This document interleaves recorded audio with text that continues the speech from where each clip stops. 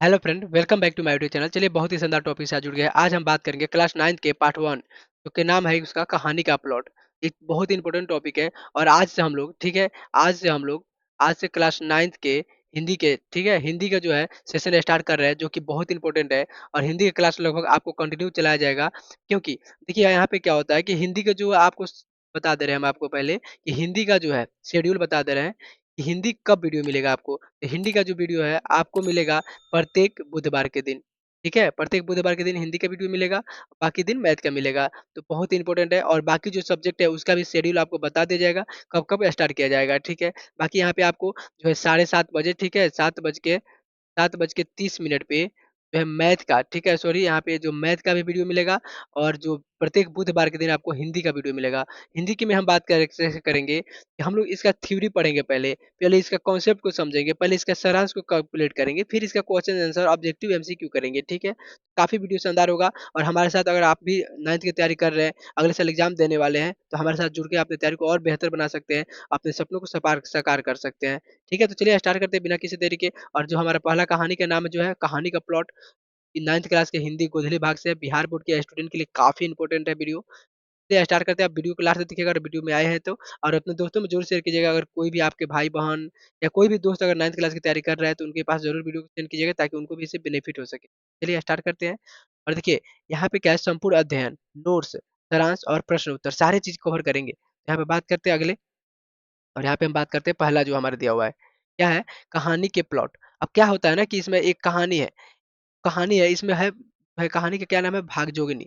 ये कहानी में जो लेखक का जो नाम है, जो मेन कैरेक्टर है वो भागजोगिनी का ही कैरेक्टर है, ठीक है? पहले इसको समझिए। तो पहले हम लोग इसको जो है शॉर्ट में समझते हैं क्या होता है। कहानी में जो क्या है ना कि लेखक खुद को अपने आप को मतलब नहीं कहते हैं कि लेखक नहीं बोलते हैं, बोलते हैं कि मुझ में कहानी लिखने योग्य प्रतिभा नहीं है। समझिए ध्यान से कैसे क्या बोलते हैं। यहाँ पे क्या हुआ, यहाँ पे लिखा हुआ है कि मैं कहानी लेखक नहीं हूँ। कहानी लिखने योग्य प्रतिभा मुझ में नहीं है। कहानी लेखक को स्वास्थ्य यहाँ पे कला मर्म होना चाहिए और मैं एक साधारण कलाविद हूँ नहीं हूँ, ठीक है? किंतु कुशल कहानी लेखकों के लिए एक प्लॉट पा गया हूँ, ठीक है? आशा है कि इस प्लॉट पर वे अपनी भड़कीली इमारतें खड़ी कर लेंगे। ये कहने का क्या अर्थ है कि लेखक जो है अपने आप को कह रहे हैं कि मुझे में कथा, कला या रचना करने योग्य प्रतिभा नहीं है, कला मर्म नहीं है, लेकिन मैं एक जो है कहानी का प्लॉट पा गया हूँ, उसमें मैं अपना सारे मतलब जो अपने अंदर की जो है दिक्कतें हैं, जो अपने अंदर के अनुभव है, उनको सारे को शेयर करेंगे, ठीक है? यहाँ पे समझिए बात ध्यान से, ये हुआ इसका मेन पॉइंट, ठीक है? क्वेश्चन कैसे बनेगा, सारी चीज़ को डिस्कस किया जाएगा, ऑब्जेक्टिव कैसे बनेगा, उनका भी डिस्कस किया जाएगा। तब तक वीडियो को यहाँ पे देखते रहिए लाइन से। कर क्या विद्यार्थी ध्यान दें। अब यहाँ पे क्या है कि नोट्स बनाया गया है ना, तो इसमें क्या इम्पोर्टेंट चीज़ें दिया हुआ है। जैसे में क्या रहा है, यह पाठ केवल एक कहानी नहीं बल्कि एक क्या है जी, तो आचलंकित जो है रेखा चित्र है, ठीक है? यानी आंचलिक जो है रेखा चित्र है। कहानी आंचलिक रेखा चित्र है, इसको भी ध्यान रखिएगा। और देखिए बहुत ही कम समय में इसको हम लोग कंप्लीट करेंगे और फिर इसका एमसीक्यू करेंगे, ठीक है? कह रहा है लेखक कहानीकार नहीं है बल्कि वह कहानी का प्लॉट बनाने वाला है, ठीक है? प्लॉट बनाने वाला है। कह रहा है मुख्य विषय समाज में दहेज प्रथा, अनमेल, विवाह, गरीबी। यानी कहने का क्या मतलब है ना, इस जो है पार्ट में कहानी का प्लॉट जो पार्ट है ना, इसमें गरीबी को दिखाया गया है, दहेज प्रथा को दिखाया गया है और जो है अनमोल विवाह को दिखाया गया है। अनमेल, अनमेल मतलब बिना मेल के विवाह, ठीक है? लड़की होगी 10 साल की, लड़की होगी 18 साल की, या लड़का होगा 50 साल के, वो वाला चीज़ है। गरीबी, इन सारी चीज़ों के बारे में बताया गया है इसमें, ठीक है? अब समझिए ध्यान से, यहाँ पे कह रहे हैं कलम, ठीक है? कलम इस नोट्स को पढ़ने के बाद आपको तक लिख खोजने की ज़रूरत नहीं पड़ेगी। यानी आपको जो है कलम और इस पुस्तक को जो है खोजने की ज़रूरत नहीं पड़ेगी क्योंकि हम इस प्रकार इसको क्लियर कर लेंगे ताकि एक दाना आपको डाउट नहीं रहेगा और कोई भी इस चैप्टर से डाउट नहीं रहेगा, ठीक है? चलिए स्टार्ट अब यहाँ पे आगे बढ़ते हैं। और आगे क्या है, लेखक परिचय। सबसे पहले हम लोग लेखक परिचय समझेंगे लोग। और लेखक परिचय बहुत इंपॉर्टेंट होता है क्योंकि देखिए लेखक परिचय में क्या है कि सबसे इंपॉर्टेंट इससे ऑब्जेक्टिव क्वेश्चन भी बनता है, सब्जेक्टिव भी बनता है। तो समझिए ध्यान से, जो है कहानी के प्लॉट जो लेखक है, जो है कविता है, उसके लेखक कौन है? शिव पूजन सहाय। कौन है जी? शिव पूजन सहाय। और जो ये क्या है, तो ये उपन्यासकार है, कहानीकार है, संपादक है। यानी इन्होंने सारे क्षेत्र में काम किया है, सारे क्षेत्र में अपना पकड़ बना के रखे है, ठीक है? इनका जन्म कब हुआ था? तो 1893 में हुआ था। कहाँ हुआ था? उन्नाव बक्सर बिहार में हुआ था, ठीक है? यानी जो है बिहार के उन्नाव के सॉरी बक्सर के उन्नाव में हुआ था, ठीक है? इसको ध्यान रखिएगा। और इनका मृत्यु के बारे में बात करें तो 1963 में, ठीक है? 1963 में इनका जो है डेथ हो गया था। कहाँ हुआ था डेथ? तो पटना में हुआ था। कहाँ हुआ था? पटना में हुआ था, ठीक है? अब करेंगे प्रसिद्ध उपन्यास। प्रसिद्ध उपन्यास क्या है? देहाती दुनिया, पहला क्या है ये? पहला आंचलिक उपन्यास है। क्या है जी? देहाती दुनिया पहला इनका आंचलिक उपन्यास है। और कह रहे हैं सम्मान इनको क्या मिला है? तो पद्म भूषण मिला हुआ है। पद्म भूषण सम्मान इनको मिला हुआ है। बिल्कुल इसको ध्यान रखिएगा, ये पॉइंट को पूछा जाएगा प्रश्न में आपको कि शिवपूजन सहाय को कौन पुरस्कार मिला है? पद्म भूषण दे देगा, ऑप्शन में बहुत सारे पुरस्कार दे देगा, तो ऑप्शन याद रखना है कि पद्म भूषण होना चाहिए। ठीक है? यहाँ पे क्या है कि जो है इन्हें हिंदी गद्य के शिव भी कहा जाता है। किनको कहा जाता है? तो शिव पूजन सहाय को हिंदी गद्य के शिव भी कहा जाता है। क्या ये फैक्ट आपको पहले मालूम था? आप पहले कितने भी बुक पढ़े होंगे तो आपको नहीं मालूम होगा मेरे ख्याल से कि हिंदी का जो है गद्य का शिव कहा जाता है। किनको? शिव पूजन सहाय को। तो अगर अच्छा चीज सीखने को मिल रहा है ना, वीडियो को लाइक कर दीजिए, अपने दोस्तों में शेयर कर दीजिए ताकि उनको भी इससे बेनिफिट हो सके और वो भी अपनी तैयारी को और नेक्स्ट लेवल तक ले जा सके। ठीक है? चलिए आगे बढ़ते हैं। आगे क्या है कि अब मुख्य बिंदु क्या है? यहाँ पे हम लोग बिंदु के बारे में बात करेंगे अगर, तो इसका मुख्य बिंदु हो जाएगा ना आपका, क्या हो जाएगा? तो यहाँ पे देखिए मुंशी जी के बड़े भाई और तुर्की घोड़े की कहानी, यानी हम दोनों को डिस्कस करेंगे यहाँ पे, समझिए ध्यान से। कह रहे मुंशी जी के बड़े भाई क्या थे? तो भाई मुंशी जी के जो बड़े भाई थे ना वो दरोगा थे। क्या थे जी? दरोगा थे। ठीक है, दरोगा थे।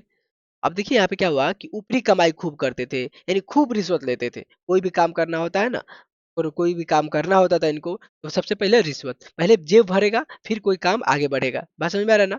यानी यह इनका जो है, जो दरोगा जी थे इनका यही मतलब नहीं होता है, नियम बना दिया जाए या ऐसे। बाकी देखिए ऊपरी कमाई था इनका, रिश्वत लेते थे, सारी दौलत अपनी जिंदगी में उड़ा दी। अब क्या हुआ ना कि यहाँ पे बताया गया है, ये कहानी में मुहावरा टाइप पे है, क्या कहा जा रहा है कि जो है घी के दिए जलाना, घी के दिया जलाना है, या डेली मतलब पैसे को इतना उड़ा देते थे, या इतना पैसे उड़ाते थे ताकि इनको क्या हो जाता है, ताकि कोई भी इनको है जो इनके पास पैसा बचता नहीं था। कमाते थे 4 रुपया और खाते थे 5 रुपया। ठीक है, यानी कमाने से ज्यादा खा जाते थे। ठीक है, बात समझिए यहाँ पे कह रहे क्या हर साल नया जलसा, धूमधाम, ये सारी चीजों में इनके बहुत मतलब इंटरेस्ट था और बहुत ज्यादा दिखावा करते थे। ठीक है, दरोगा जी, बात समझिए ध्यान से। कर तुर्की घोड़ा, अब क्या हुआ कि दरोगा जी के पास जो है एक तरक्की रुकने का एक मुख्य वजह बताया गया है पाठ में कि उनकी तुर्की घोड़ी, क्योंकि तुर्की घोड़ी जो थी ना बहुत शानदार और बहुत ही लाजवाब थी। क्योंकि वह जो है तुर्की घोड़ी, यानी घोड़ी थी लेकिन तुर्की घोड़ी के कान काटती थी, यानी साधारण घोड़ी जैसे नहीं दिखती थी, बहुत महंगी थी। तो यहाँ पे क्या हुआ कि दरोगा जी को अपने तरक्की से ज्यादा घोड़ी प्यारी थी। यानी उनको नहीं चाहिए कि हमको तरक्की मिले, हम तरक्की करें, बल्कि मेरा घोड़ी मेरे साथ रहना चाहिए। बात समझ में आ रहा है? अब देखिए क्या रहे, महंगी और शानदार घोड़ी थी जिनको तुर्की घोड़ी के नाम से जाना जा गया है इस चैप्टर में। कह रहे कमबख्त घोड़ी ने उनकी तरक्की रोक दी थी। और इसमें बताया गया कि अब पूछेगा आप प्रश्न आपसे, बताइए कि घोड़ी ने क्या बोलते हैं, घोड़ी ने लेखक के जो है जी के जो है क्या कि जो है तरक्की क्यों रोक देती, उनके दुर्गा जी उनकी जो बेटी थी उनकी तरक्की क्यों रोक देती? वो है घोड़ी, तुर्की घोड़ी के कारण। ठीक है, चलिए आगे बढ़ते हैं। आगे जो है बिंदु अमेरिका का पतन। अब देखिए अमेरिका का पतन कैसे होता है इसको समझिए ध्यान से। कह रहा है, लाइन को बिल्कुल ध्यान से समझिए, कह रहा है कि थानेदार की कमाई और फूस का तापना दोनों बराबर होता है। यानी जो थानेदार की कमाई मतलब समझिए, कमाई मतलब क्या कि रिश्वत, जो रिश्वत मिलता है, और फूस का तापना यानी फूस का तापना खत्म, पैसा आया इधर से उसको ताप लिया, यानी खा गए, उसको उड़ा दिए, कहाँ से पैसा बचेगा? फिर देखिए दरोगा जी की मृत्यु के बाद अमीरी गायब हो गई। अब क्या हुआ कि दरोगा जी जो थे ना बहुत अमीर हुआ करते थे अपने समय में, जब इनका डेथ हुआ तो इनके जो है अमीरी क्या हो गया, इनका जो पैसा उड़ गया सब। यहाँ पे देखिए कितना अच्छा फिक्र बनाया गया है, पैसा जो यहाँ से उड़ गया इनके पास से। कह रहा है श्राद्ध के लिए एक घोड़ी को एक अंग्रेज अफसर के हाथों बेचना पड़ा। अब क्या हुआ ना कि घोड़ी को कितने रुपए में बेचा गया था? तो 7.5 रुपया, याद रखिएगा, 7 रुपया, 7.5 रुपया में क्या किया गया था है, तो क्या है उनका, दुर्गा जी के जो है घोड़ी को बेचा गया था अंग्रेज के हाथ, क्योंकि अंग्रेज इस पे दांत गड़ाए हुए थे। ठीक है, चलिए मुंशी जी अब गरीबी की चक्की में पीसने लगे। अब जो क्या हुआ कि जब इनके भाई की डेथ हो गया तो पैसा सब उड़ गया, पैसा कुछ बचा नहीं, तो इन क्या हुआ गरीबी के जो है अंदर ही भाई पीसने लगे। ठीक है, याद ध्यान रखिएगा। कह रहे क्या एक गोरे अफसर के हाथ खाकी रकम पर घोड़ी को ही बेचकर मुंशी जी अपने बड़े भाई के ऋण उतरे हुए, यानी उनके बड़े भाई जो थे वो कर्जा भी बहुत ज्यादा लिए थे, खाने पीने के लिए कर्जा भी लेके खाना पिया करते थे इसलिए। ठीक है, यहाँ पे ध्यान देखिए। आगे चलिए आगे बात करते हैं। अगला अगला पॉइंट क्या है, कह रहा है क्या भागजोगिनी। अब देखिए भागजोगिनी यहीं से कहानी का मेन लॉजिक कहा जाए कि इंटरेस्ट स्टार्ट होता है। अब क्या हुआ कि यहाँ पे देखिए कह रहा है कि भागजोगिनी मुंशी जी की इकलौती बेटी थी। क्या थी जी? तो भागजोगिनी जो थी मुंशी जी की है इकलौती पुत्री थी। ठीक है, अंधेरे घर का दीपक थी, ये बेहद वो सुंदर थे। अब देखिए अंधेरे घर का दीपक यहाँ पे कितना अच्छा बनाया गया, अंधेरा एक घर बना दिया गया, वहां पे दीपक बना दिया गया। क्या है, यानी ये जो अंधेरे घर की एक दीपक थी, कौन थी? भाग जोगिनी। ठीक है?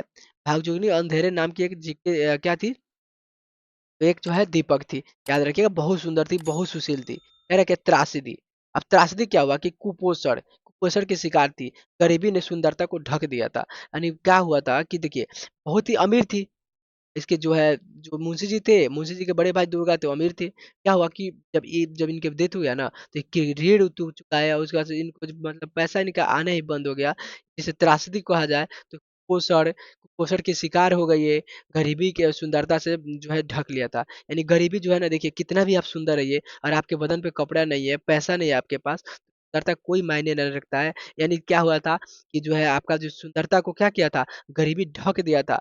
बात समझ में आ रहा है ना? बताया गया उसमें कि ये कैसे एक लड़की जो है, उसके जो है सर में इतना जूं है, उसको तन पे बदन पे कपड़ा नहीं है, फिर भी वो जीवन यापन कर रही है। यही भागजोगनी के बारे में है। ठीक है? कह रहा है क्या, सिर में तेल न होने से जुए जुए पड़ गई थी। सिर में तेल ना होने से क्या हो गया था? जुआ मतलब जू मतलब है, ढील बोलते हैं भोजपुरी गाँव में, ठीक है? कह रहे गरीबी की चक्की में पिसी हुई थी, भला उसका सौंदर्य कब खिल सकता था? यानी कहने का क्या मतलब है कि गरीबी को जो है चक्की में पिस रही थी, क्योंकि गरीबी गरीबी सुंदरता को क्या करती है? नष्ट कर देती है, सुंदरता को फूलने-फलने नहीं देती है। चलिए आगे बात करते हैं। अगला पॉइंट जो है, विवाह की समस्या। अब देखिए सामाजिक व्यंग्य, इसमें ये बताते हैं कि विवाह की समस्या भी होती है। क्योंकि लड़की तो गरीब थी, उसके वो बहुत सुंदर थी लेकिन गरीब थी, पैसा उनके पास नहीं था। तो क्या हुआ कि मुंशी जी ने, ठीक है? मुंशी जी ने हर जगह हाथ जोड़कर और कोई भी तैयार नहीं था। यानी उन्होंने हर जगह हाथ जोड़ा कि शादी कर दीजिए, लेकिन कोई तैयार नहीं हुआ। दहेज प्रथा क्या हुआ? दहेज ने, समाज ने मुंशी जी को गरीबी का मजाक उड़ाया। यानी क्या हुआ कि जब मुंशी जी अपनी बेटी की शादी करने के लिए, ठीक है, करने के लिए कई जगह गए, हाथ फैलाए, लेकिन किसी ने भी इन मतलब स्वीकार नहीं किया। फिर अगले दिन क्या हुए कि वो आप दहेज प्रथा को जो है समाज को सुधारने की गरीबी ने मजाक उड़ाया। इनके पास पैसा नहीं था, तो गरीब थे, तो जो समाज था, जो मोहल्ले में रहते थे, वहाँ के मोहल्ले के जो लोग थे, वो इनको क्या उड़ाया, इनका मजाक उड़ाया, दहेज प्रथा। तो दहेज प्रथा से, ठीक है, लोग यानी कहने का क्या मतलब कहा दिया जाए कि मानिए कि आप शादी तय करने गए तो वहाँ पे दहेज मांगा जाएगा, यानी दहेज प्रथा वही नहीं दे पाएंगे तो मजाक उड़ाएगा सिर्फ, यही बात है। बाकी कह रहा है, लोग लोग लड़की की सुंदरता नहीं बल्कि तिलक दहेज देखते हैं। ठीक है, पहले जो था अभी भी वही चीजें हैं। लड़की की सुंदरता नहीं बल्कि तिलक दहेज देखा जाता है, लड़की कितनी सुंदर है, क्योंकि वो भागजुगनी बहुत ही खूबसूरत थी। लेकिन पैसा नहीं, धन नहीं मिलने के कारण कोई भी शादी नहीं करने को रेडी रेडी था। ठीक है, कह रहा क्या, दहा हा जहाँ तहाँ हाथ जोड़कर विनती करके पैर पांड, चूखू बिनती बनत पैर पांड। ठीक है, मतलब बहुत सारे यहाँ पे कहानी दिया हुआ है, इसको आप आराम से क्या करेंगे, पीडीएफ में पढ़ सकते हैं। और हाँ, और अभी इसका पीडीएफ चाहिए ना आपको, तो टेलीग्राम चैनल ज्वाइन कीजिएगा, वहाँ पे जाके सर्च कीजिएगा सीजीएल फैक्ट एडिटर्स, या वीडियो डिस्क्रिप्शन बॉक्स से जाके चैनल को ज्वाइन कर लीजिएगा, क्योंकि वहाँ पे मटेरियल, सारे क्लास के मटेरियल, पीडीएफ, सारी चीजों को भेजा जाता है। ठीक है, चलिए, कह रहे सच पूछिए तो इस तिलक दहेज के ज़माने में लड़की पैदा करना ही ब भारी मूर्खता है, उस समय के लोग मानते थे, ठीक है? क्योंकि तिलक दहेज बहुत ज़्यादा मायने रखता था उस समय के, लेकिन इस समय बहुत कम हो गया है इस समय। बाकी चलिए, कह रहा है कि अनमोल विवाह, अब क्या है, अमेल विवाह, अनमेल। अनमेल मतलब क्या होता है ना, द मिसमैच, यानी मिसमैच, मैच नहीं हुआ। अब क्या हुआ कि यहाँ पे अनमोल विवाह इसको क्यों कहा गया ना, कहानी में जो है लेखक के अनमोल विवाह क्यों कहते हैं? क्योंकि जो है लड़की थी जो ना भागजोगिनी जो गरीब लड़की थी, जो उस मुंशी जी की बेटी थी, वो भागजुगनी बहुत गरीब थी, पढ़ने में तेज थी लेकिन गरीब थी। और उसका शादी किसके साथ होता है? तो देखिए, शादी ये जो बुढ़वा के साथ होता है, यानी जो है ये 41 से 42 वर्ष के है। क्या है? 41 से 42 वर्ष के है। अब जो एक किशोरी है, ये 17-18 साल की लड़की थी, 41-42 साल के लड़के से जो है इनका जो क्या हो रहा है? जो है शादी हो रहा है। ठीक है? तो ये अनमेल विवाह है, कोई मेल नहीं खा रहा है। बात समझ में आ रहा है?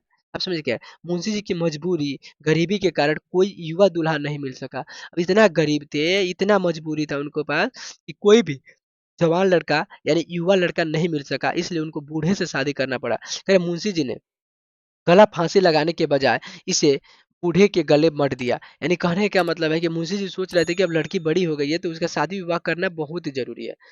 फिर क्या हुआ, तो उसने जब लड़का तो कोई रेडी नहीं हो रहा था बिना दहेज के, क्या हुआ कि एक बूढ़े आदमी के गले में जो है वो घंटी बांध दिए, यानी उनको बांध दिए। ठीक है, कह रहे परिमाण क्या हुआ कि विवाह के कुछ समय बाद ही मुंशी जी का देहांत हो गया। अब जब जैसे ब्याह किए मुंशी जी, उसके बाद से जो है उनका देहांत हो गया। ठीक है, चलिए आगे बात करते हैं। कह रहे चरम विडंबना, ठीक है, चरम विडंबना यानी अनलिमिटेड आइरोली।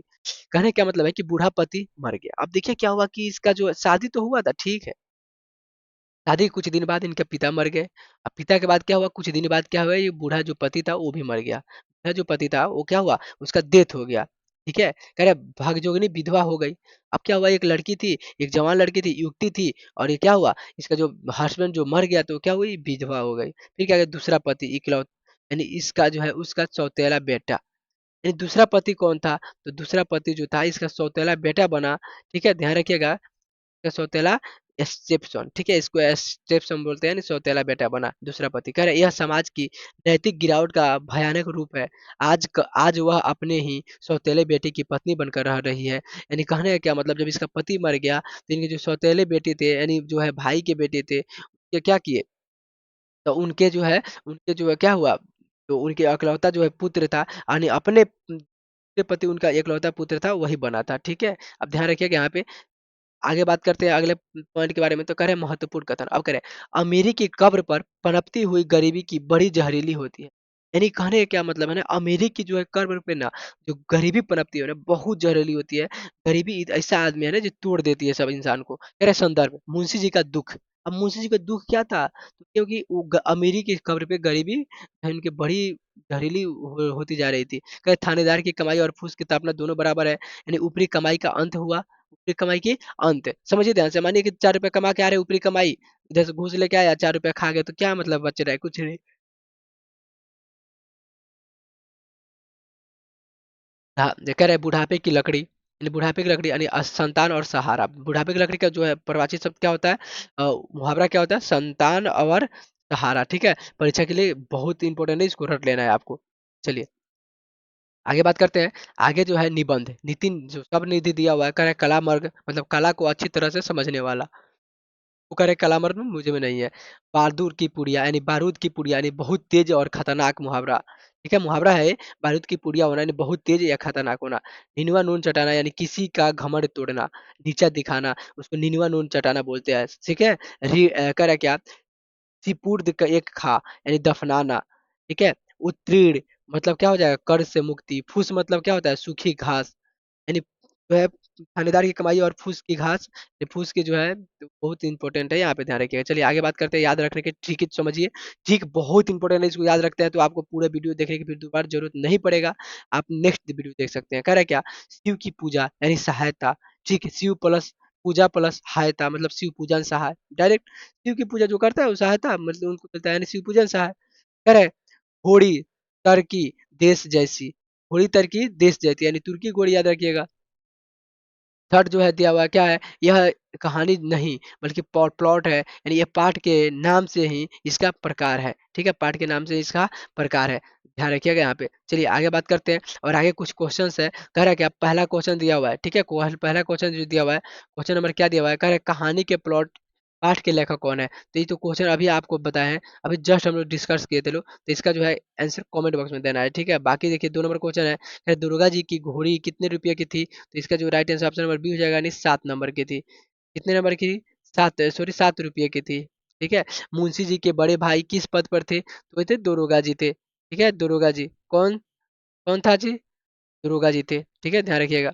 चलिए बात करते हैं 4 नंबर क्वेश्चन, भागजोगनी का पहला विवाह किस उम्र के व्यक्ति से हुआ, 22, 20, 22, 41, 42, 50, 60, 18, तो 41, 42। ठीक है, 41, 42 की जो उम्र में इनका से शादी हो गया। ठीक है, बिल्कुल इसको क्या करना है, गांठ बांध लेना है, ध्यान रखना है, क्योंकि ऑब्जेक्टिव हम लोग इसमें कर रहे हैं। ठीक है, सब्जेक्टिव अभी कर चुके, थ्योरी कर चुका, अब ऑब्जेक्टिव करते हैं। अरे कहानी के अंत में भागजोगनी किसकी पत्नी बनी, क्या की अपने सौतेले बेटे की, डॉक्टर की, विधवा रही। इसका जो 5 नंबर का आंसर आपको कमेंट बॉक्स में बताना है। यानी क्या हुआ कि आपको जो है कमेंट बॉक्स में बताना है क्या चीज, कमेंट बॉक्स में बताना है 5 नंबर का और 1 नंबर का। ठीक है, थानेदार की कमाई और काथी कताब का मुहावरा क्या होता है, तो जो है शानदार की कमाई। ठीक है, तापना जब क्या होता है, तो आग यहाँ पे हो जाएगा आपका ऑप्शन नंबर ए, थानेदार की कमाई और फूस की ताप, यहाँ पे ध्यान रखिएगा। चलिए आगे बात करते हैं। आगे जो है इस चैप्टर का सारांश, यहाँ तक 6 क्वेश्चन किए, बहुत इंपॉर्टेंट क्वेश्चन था। अब कह रहा है वह सारांश, यह कहानी दहेज और गरीबी की मार को दर्शाती है, जो इंसान की नैतिकता को खत्म कर देती है। आज का जो आपका होमवर्क है, होमवर्क में क्या रहेगा, यहाँ पे ध्यान दीजिएगा, होमवर्क में रहेगा आपका भागजोगिनी के चरित्र पर 5 पंक्ति अपने कॉपी में लिखे और अगले पाठ के लिए तैयार रहे। ठीक है, यही आपका कार्य है। बस आपको सब्सक्राइब करने से पैसा नहीं लगेगा, लाइक करने से पैसा नहीं मिलेगा, बस दोस्त यार मिलेंगे। ठीक है, क्या करना है कि आपको जो है भागजोगिनी के चरित्र पर 5 पंक्ति लिखना है अपनी कॉपी में और अगले पाठ के लिए तैयारी कर रहना है, ठीक है? अगले पाठ के लिए तैयारी रहना है इन बेस्ट ऑफ लक। तो इसको ध्यान रखिएगा। अगर वीडियो पूरी देखे हैं, तो वीडियो में जो है इसका कमेंट करके ज़रूर बताइएगा इसका आंसर भागजोगिनी के चरित्र के बारे में 5 लाइन नहीं तो कम से कम 2 लाइन ज़रूर बताइएगा, ठीक है? चलिए, यहीं पे हम लोग मिलते हैं। अगले वीडियो में हम बात करेंगे क्या कि पार्ट नंबर 2 और इसका हम लोग एमसीक्यू के बारे में बात करेंगे। जो है यहाँ पे क्या हुआ कि एक पार्ट का जो है एमसीक्यू के बारे में हम लोग बात करेंगे, ठीक है? तो चलिए मिलते हैं अगली वीडियो में, तब तक के लिए धन्यवाद।